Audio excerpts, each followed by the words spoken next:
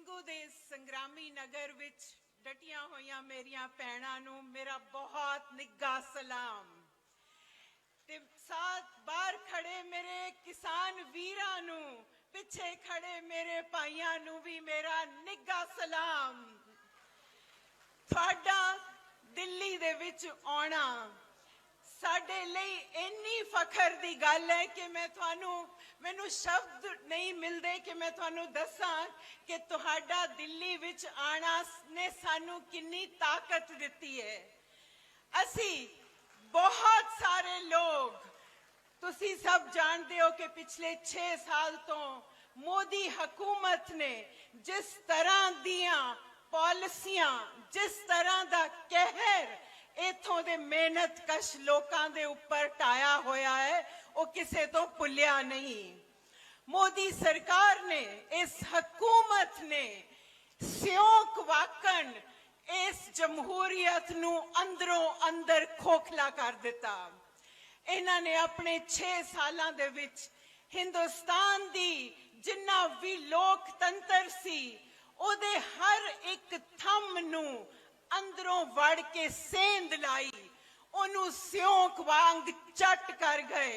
उपरों ते उपरों नजर आंदा रहा कि हिंदुस्तान बड़ा बड़ा लोकतंत्र है पर असी जान गए तुसी जान गए हिंदुस्तान दा मेहनत करन वाला हर व्यक्ति जान गया कि उन्हां दे हक इस मुल्क दे विचों किस तरह रेत वाकन मुट्ठी चो रेत वाकन किरदे जा रहे ने।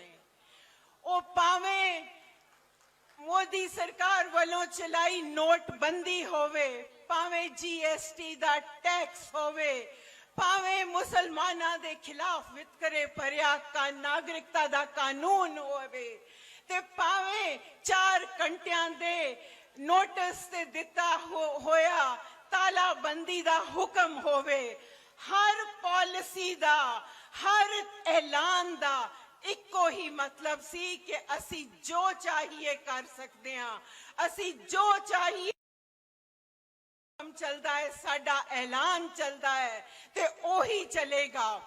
हर एहो जी पॉलिसी दे आंते जिदे विच कोई जवाबदेही नहीं सी जिदे विच पार्लीमेंट दी किसे प्रक्रिया नू नहीं मन्निया गया कोई बहसा नहीं होइया किसे जवाबदेही नहीं होई।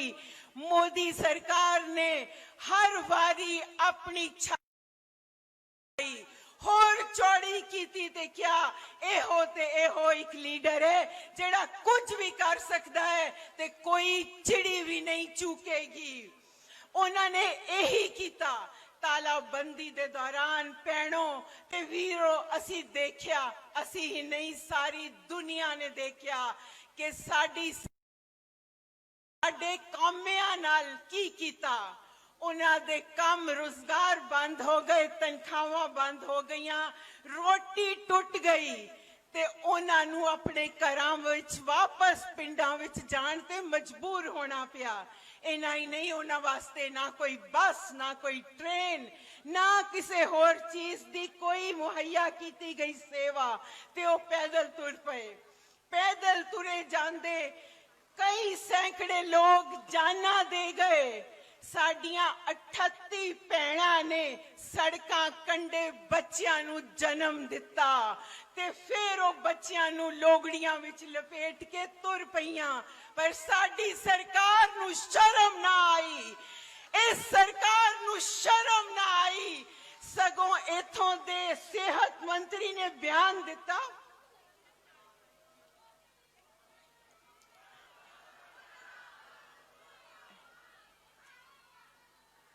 साडे इस मुल्क दे सेहत मंत्री ने बयान दिता देखो साडियां मजदूर भैणां किन्नियां बहादुर ने सड़कां ते जन्म देंदियां ने फिर भी तुर पैंदियां ने। शर्म नहीं आई ये कहंदियां होया कि उन्हां नू किन्ना हालतां विच बच्चियां नू जन्म देना पिया।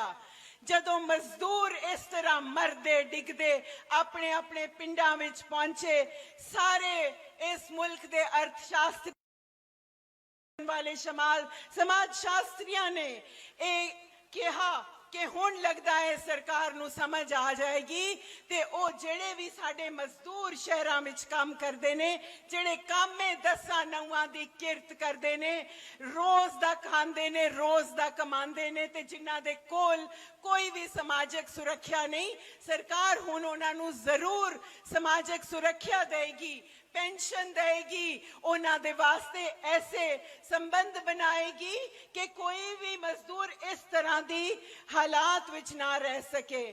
पर सितंबर आया ते असीं की देखिया कि सरकार ने लेबर कोड दे एक तब्दीलियां करदे होए ऐसे कानून बनाए कि जेड़ी साडे मेहनतकश लोग जिथे पहला खड़े सन उत्थों भी ओ पताल विच वड़ जान, उन्हां दे सारे हक खोल लिते गए कि वो कदी भी स्ट्राइक ते ना जा सकन, उन्हां दी दिहाड़ी लंबी करन दा 12 घंटे दी दिहाड़ी करन तक दा भी जेड़ा हक है वो मिल मालकां नूं जेड़े उन्हां नूं एम्प्लॉय करदे ने उन्हां नूं दे दिता गया। होर भी बहुत सारियां तब्दीलियां कीतियां गया, मेरे कोल टाइम नहीं है मैं तुहानूं दस सकां, पर इन्ना कहना काफी है कि एक पॉलिसी इस तरह बनाई गई कि इत्थों दा जेड़ा मेहनतकश लोग है वो होर कुचलिया जा सके, होर दड़र लिया जा सके। ते फिर उन्होंने उसे ही तरह सारी पार्लिमानी प्रक्रिया नूं छिक्के टंग के किसानी कानून लागू कीते, किसानी कानून लागू कीते जिन्हां नूं समझदे ही पढ़दे ही तुहानूं सब नूं पता लग गया कि एक किसानी दी कफन दे विच ठोकिया जा रहा किल है। ते तुसी उसे ही मोदी सरकार ने ते उसे ही हौमे दे नाल उसे ही 56 इंच छाती दे सिर ते ए कहा कि ए कानून लागू कर दिते गए। पर मेरियो भैणों, मेरे बहादुर वीरो, तुसी ओदा गुट फड़ लिया, तुसी ओ गुट फड़ लिया जिन्हें ए कहा कि ए कानून थोड़े ही फायदे लई ने। तुसी क्या कुफर ना तोल ए अपने कानून वापस ले ले, ते जदों उन्होंने कुफर तोलना बंद ना कीता ते तुसी आण खड़े होए दिल्ली दियां बरूहां ते अपनी रोटी टुक ना लेके अपनियां ट्रॉलियां ते चढ़ के अपने झंडे लेके अपनियां जथेबंदियां दे थल्ले तुसी आ गए दिल्ली। तुहानू उन्होंने हर तरह रोकना चाहा, बुछारा मार के, बैरिकेड ला के, तुहानू भंड के, अपनी सारी दी सारी मीडिया तुहाडे उत्ते छड्ड के कि टेररिस्ट आ गए ने, खालिस्तानी आ गए ने, देशद्रोही आ गए ने, पैसे दे के खरीदे हुए लोग आ गए ने, हर कुछ कह के तुहाडा मनोबल तोड़ना चाहा। पर तुसी मेरियो भैणों, मेरे वीरो, किस तरह आके इत्थे जम गए। तुसी इन्ने खूबसूरत नगर वसा ले, तुसी सिंघू वसा लिया, तुसी टिकरी वसा लिया, तुसी हस्पताल खोल दिते, लाइब्रेरियां खोल दितियां, लंगर ला दिते ते सांझी वालता दी मिसाल दुनिया दे अगे पेश कर दिती। मोदी सरकार हिल गई, मोदी सरकार नू भाजड़ा पै गईयां, ओ फिर होर हीले करन लगे। उन्हां जास अपने सुप्रीम कोर्ट दा दरवाजा खटकाया, लाइन हाजिर कीते जज जेड़े उन्हां दे थल्ले ही लगे रहंदे ने, उन्हां नू क्या कुछ ऐसे ऐलान करो कि ए बला साडे मगरों लथे। उन्होंने सब तो पहले आके किया, बीबियां, बुजुर्ग, बच्चे घरां नू भेज दिओ। उन्होंने बड़ी निमरता नाल साडे चीफ जस्टिस ने साडे वकील फुलका साहब नू किया, ए साडा पैगाम किसान आगुआं नू दे दिओ कि बीबियां नू घर भेज देन, बुजुर्गां नू घर भेज देन।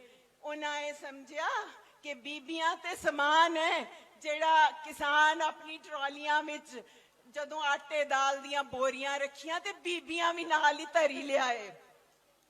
ਹੁਣ ਬੜੀ ਠੰਡ ਹੈ, ਬੀਬੀਆਂ ਨੂੰ ਵਾਪਸ ਕੱਲ ਦਿਓ।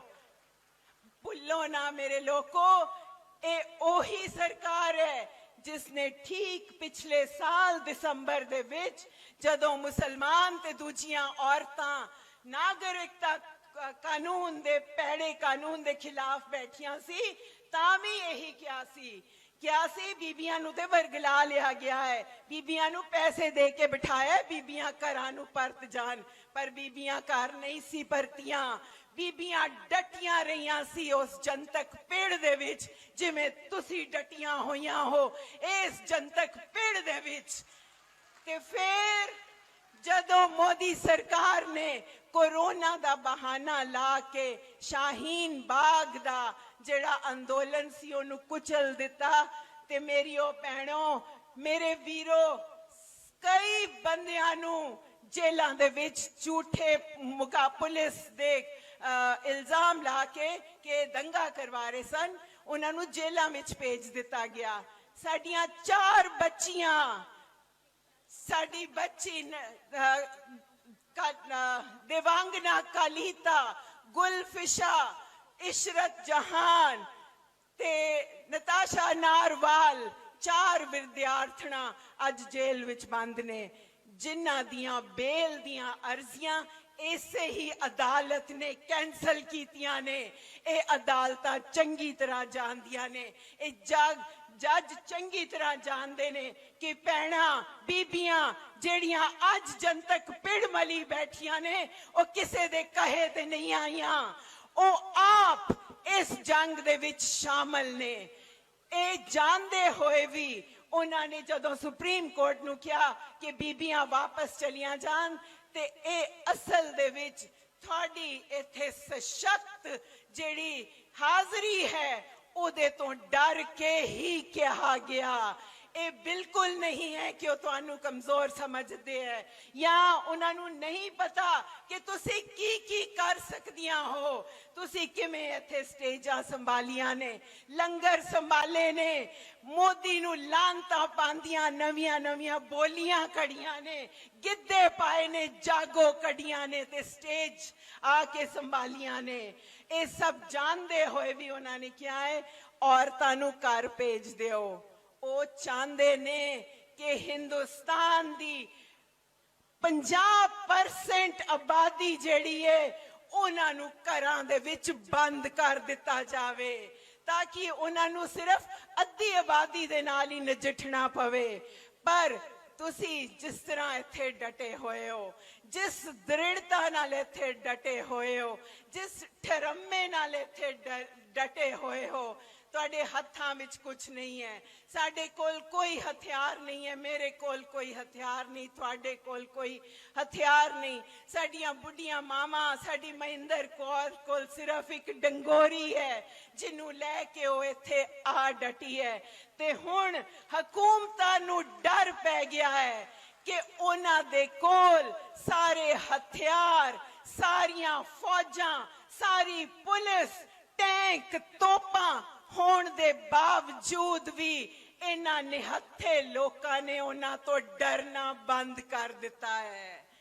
ਆਪਣਾ ਸਭ ਹਥਿਆਰ, ਬਾਰੂਦ, ਗੋਲੇ ਹੋਣ ਦੇ ਬਾਵਜੂਦ ਵੀ ਉਹ ਡਰ ਰਹੇ ਨੇ, ਕਿਉਂਕਿ ਤੁਸੀਂ ਉਹਨਾਂ ਤੋਂ ਡਰਨਾ ਬੰਦ ਕਰ ਦਿੱਤਾ ਹੈ। ਤੇ ਸਭ ਤੋਂ ਵੱਡੀ ਚੁਣੌਤੀ ਤੁਸੀਂ ਇਸ ਹਕੂਮਤ ਨੂੰ ਦੇ ਦਿੱਤੀ ਹੈ।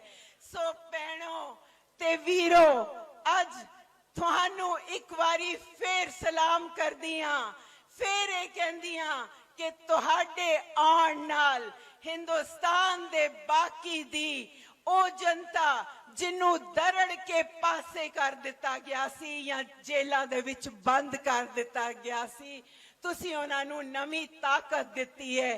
ਤੁਹਾਡੇ ਦਿੱਲੀ ਆਉਣ ਨੂੰ ਜੀ ਆਇਆਂ, ਤੁਹਾਡਾ ਦਿੱਲੀ ਆਉਣਾ ਜ਼ਿੰਦਾਬਾਦ।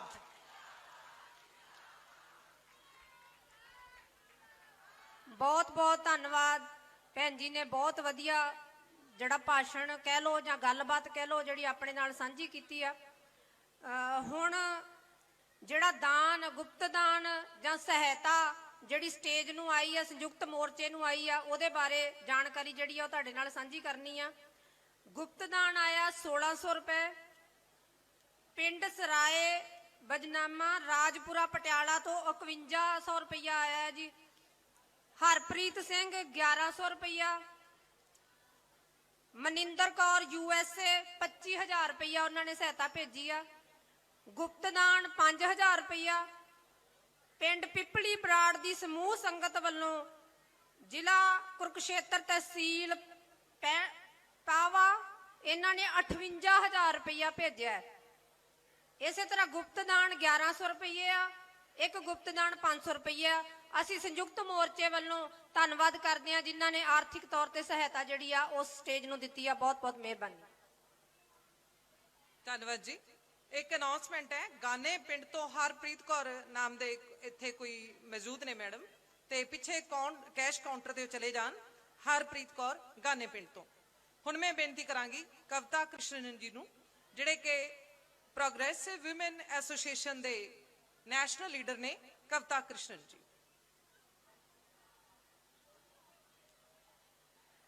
आप सभी लोगों को बहुत बहुत शुक्रिया, दिल से शुक्रिया आप सभी बहनों को और भाइयों को कि आपने दिल्ली शहर की जो ठंडी है उसमें संघर्ष की गर्मी ला दी है और मोदी सरकार के का जो पूरा दम्भ है, उनका जो दुस्साहस है, उसको आपने भीतर से हिला दिया है और देश के लोकतंत्र को मजबूत कर दिया है। उसके लिए आप सभी बहनों को और भाइयों को बहुत बहुत बधाई। मैं यहां देख रही हूं आप लोगों के बीच में जो आज सबके हाथ में पोस्टर है, औरतों की जगह संघर्ष में है। इतनी सारी भाषाओं में लिखा हुआ है, ये औरतों की जगह संघर्ष में है। ये सरल सी छोटी सी बात जो है वो हमारे बड़े बड़े महामहिम को समझ नहीं आती। हमारे बहुत बहुत रेस्पेक्टेड चीफ जस्टिस साहब जो है वो कहते हैं कि महिलाएं घर चली जाओ, घर में रहो, और हम लोग जवाब देते हैं हजारों की संख्या में दिल्ली के बॉर्डर्स पे देश भर से आकर के कि महिलाओं की जगह चार दीवारी में बंद नहीं है, पिंजड़े में बंद हम नहीं रहेंगे। हम सड़कों पर आएंगे, संघर्षों में आएंगे, जुलूसों में आएंगे, सभी युद्धों में आएंगे। सारी महिलाओं की जगह सड़क पर है, संघर्ष में है। किस चीज के लिए लड़ रहे हैं? देश की खेती किसानी नहीं बचेगी तो बताओ देश के लोगों का पेट भरेगा? देश के बच्चों का पेट कैसे भरेगा? हम सब जानते हैं कि किसानों की फसल की खरीद अगर खत्म हो जाएगी, MSP खत्म हो जाएगी, मंडियां खत्म हो जाएंगी, तो राशन भी खत्म हो जाएगी। और इसीलिए किसान महिलाओं के साथ में देश भर के गरीब महिलाएं, गरीब समुदाय सब साथ में हैं, क्योंकि वो जानते हैं कि खेती बचाना है, राशन बचाना है। आप भी मेरे साथ में बोलिए, खेती बचाएंगे, राशन बचाएंगे, देश का लोकतंत्र बचाएंगे। और इसी तरह से अभी अभी नवशरण जी आपके बीच में बोल करके जो गई, बिल्कुल सही बात है कि जब जब देश का लोकतंत्र खतरे में पड़ता है और लोगों का दिल जो है वो कमजोर हो जाता है कि क्या होगा इस देश का, ये देश तो तानाशाही बन जा रहा है, उस समय बड़ी संख्या में देश के गरीब, देश की महिलाएं सामने आती हैं और ऐसी लड़ाई खड़ा करती हैं जिससे देश के संविधान में नई जान आ जाती है।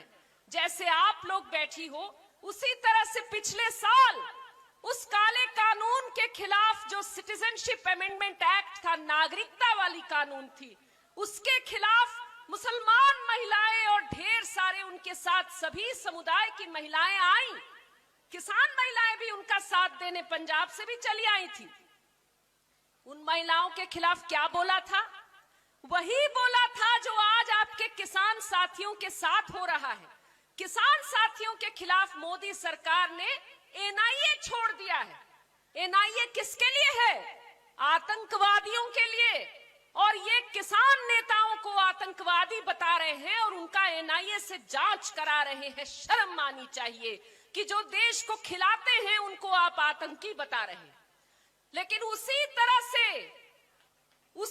से पिछले साल जो महिलाएं ठंड में बैठ करके देश का संविधान, देश में नागरिकता में सब समान है, हिंदू मुस्लिम सिख ईसाई सारे भाई भाई हैं, सारे बहन बहन हैं, इस छोटी सी बात को बचाने के लिए जो महिलाएं निकली, उनके साथ भी ऐसा ही बोला कि ये सब आतंकवादी हैं, ये सब है।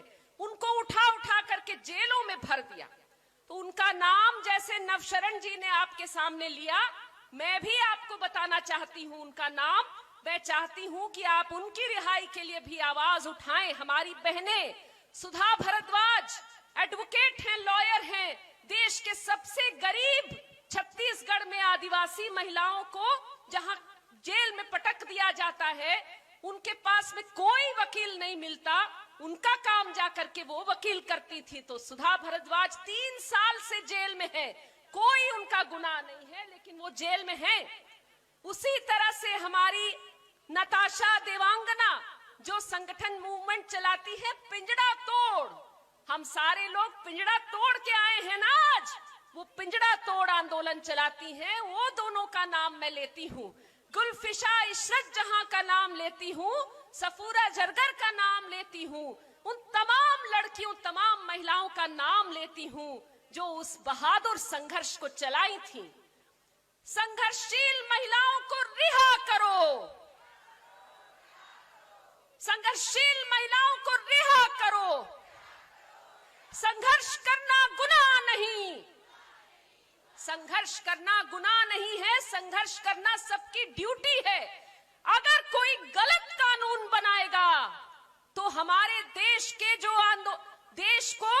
देश के जो भगत सिंह के साथ जो देश की आजादी की लड़ाई लड़ाए, उन सब ने कहा था कि किसी भी गलत कानून को मानना गलत होगा।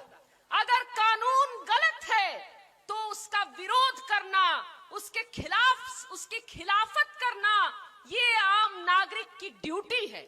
और ये जो कानून बना रहे हैं, ये नागरिकता में हिंदू मुस्लिम में भेदभाव लाने वाला कानून, ये किसानों की खेती खत्म करने वाला कानून, ये देश के मजदूरों के अधिकारों को खत्म करने वाले कानून, महिलाओं को पिंजड़े में बंद करने वाले कानून जो ला रहे हैं, उन सबको हम नहीं मानते हैं, हम खारिज करते हैं, हम इसकी खिलाफत करते हैं, हम नहीं मानेंगे।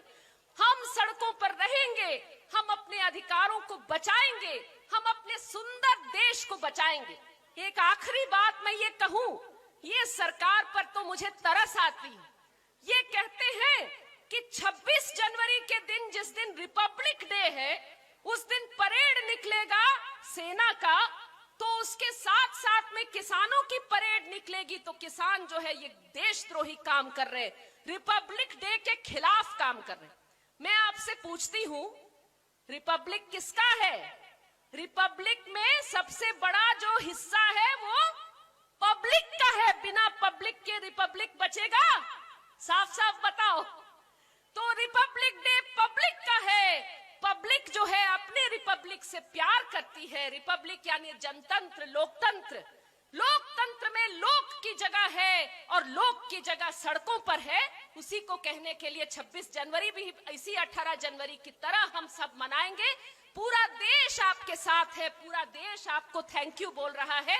इनकलाब जिंदाबाद, किसान आंदोलन जिंदाबाद, महिला आंदोलन जिंदाबाद, महिला कैदियों को रिहा करो, नारीवादी कैदियों को रिहा करो, सुधा भारद्वाज को रिहा करो, नताशा, गुलफिशा, देवांगना को रिहा करो, इशरत जहां को रिहा करो। ਧੰਨਵਾਦ ਜੀ।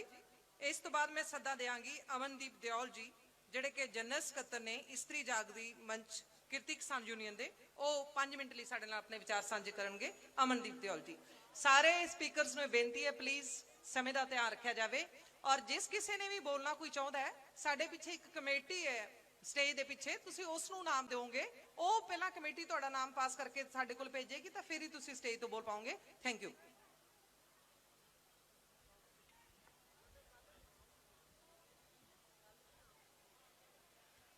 ਪੰਜਾਬ ਦੇ ਕੋਨੇ-ਕੋਨੇ ਤੋਂ ਪੈਂਚੀਆਂ ਮੇਰੀਆਂ ਭੈਣੋ, ਮੇਰੇ ਵੀਰੋ, ਪਹਿਲਾਂ ਬੁਲਾਰਿਆਂ ਨੇ ਤੁਹਾਡੇ ਨਾਲ ਸਾਂਝਾ ਕੀਤਾ ਕਿ ਅੱਜ ਅਸੀਂ ਜਿਹੜਾ ਆ ਮਹਿਲਾ ਕਿਸਾਨ ਦਿਵਸ ਜਿਹੜਾ ਮਨਾ ਰਹੇ ਆ। ਸ਼ਾਇਦ ਤੁਹਾਨੂੰ ਪਤਾ ਨਹੀਂ ਹੋਣਾ ਕਿ ਜਿਹੜੀ ਇੱਥੋਂ ਦੀ ਸਰਕਾਰ ਆ, ਉਹ ਵੀ ਜਿਹੜਾ ਆ 15 ਅਕਤੂਬਰ ਨੂੰ ਇੱਥੇ ਮਹਿਲਾ ਦਿਵਸ ਮਨਾਉਂਦੀ ਆ, ਕਿਸਾਨ ਦਿਵਸ। ਉਹ ਕਹਿੰਦੀ ਆ ਕਿ ਇਸ ਮੁਲਕ ਦੀਆਂ ਜਿਹੜੀਆਂ ਔਰਤਾਂ ਨੇ ਉਹ ਖੇਤੀ 'ਚ ਲੱਗੀਆਂ ਤਾਂ ਹੋਈਆਂ ਨੇ, ਪਰ ਉਹਨਾਂ ਨੂੰ ਜਿਹੜਾ ਇਸ ਮੁਲਕ ਦੇ ਅੰਦਰ ਕਿਸਾਨ ਦਾ ਦਰਜਾ ਨਹੀਂ ਮਿਲ ਰਿਹਾ।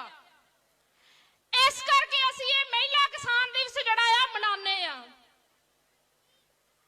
ਤਾਂ ਅਸੀਂ ਅੱਜ ਜਿਹੜਾ ਇਹ ਮਹਿਲਾ ਕਿਸਾਨ ਦਿਵਸ ਮਨਾ ਰਹੇ ਆ, ਇਹਦੇ ਰਾਹੀਂ ਇਸ ਸਰਕਾਰ ਨੂੰ ਇਹ ਦੱਸਣਾ ਚਾਹੁੰਦੇ ਆ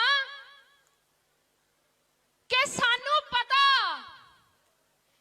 ਕਿ ਇਸ ਮੁਲਕ ਦੀਆਂ ਜਿਹੜੀਆਂ ਔਰਤਾਂ ਜਿਨ੍ਹਾਂ ਨੂੰ ਕਿਸਾਨ ਮੰਨਿਆ ਨਹੀਂ ਜਾਂਦਾ, ਉਹ ਕਿਸਾਨ ਕਿਵੇਂ ਮੰਨੀਆਂ ਜਾਣੀਆਂ ਆ।